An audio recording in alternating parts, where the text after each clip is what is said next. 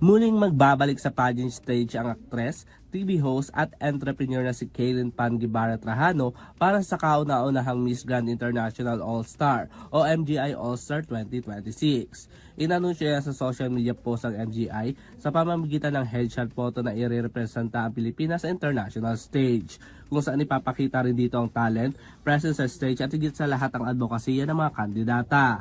Isa sa mga advokasya ni Trajano ay ang pagkakaroon ng equal opportunity sa lahat ng tao sa buong bansa, na isa sa mga 17 Sustainable Development Goal o SDG. Advocacy natin is of course yung SDG, which is I'm very, very passionate about. SDG under the United Nations is an advocacy that was given to us for all the countries for deadline, or hindi naman deadline, pero para siyang it's our guide para umabot tayo na yung mga bansa maging successful at maging prosperous, abundance until 2030.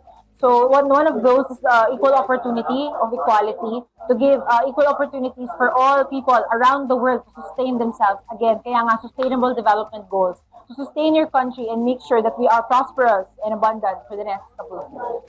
Bukod sa kanyang advokasya, isa rin sa kanyang pinaghahandaan ngayon ay ang kanyang pasarela training para makapagbigay din ng magandang performance. Number one, pasarela, kasi feeling ko I need to improve my performance base and to give them a good show. Kasi nga, for the past years, I'm much more focused with public speaking, with Q&A, pero yung pasarela ko, it really needs a lot of work, so I need more time. And I'm grateful that na-move yung pageant, so it's gonna give me ample of time to collaborate and work with more pasarela trainers, coaches in the Philippines, and to have the Filipino support para lahat tayo ay kapit-bisig at lumaban para sa competition na to.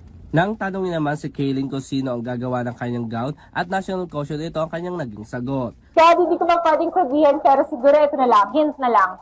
For my journey, definitely I am giving it my all. So the Philippines and the designers in the Philippines, abangan ninyo.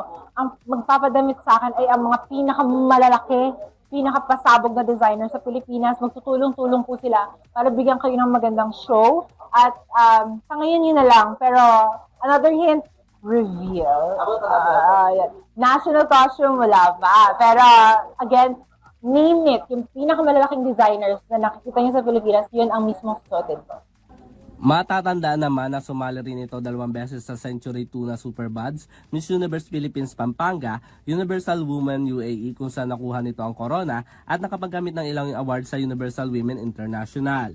Kabilang din sa mga magre-representa sa bansa, sina Alexia Nunes, Nobel Queen of the Universe 2025 at Miss International Queen 2022 na si Pucia Ann Ravena, na makakalaban din ang ilang kandidata ng iba't ibang bansa. Samantala, magaganap naman ang MGI All-Star 2026 sa darating na May 30 sa MGI Hall sa Bangkok, Thailand.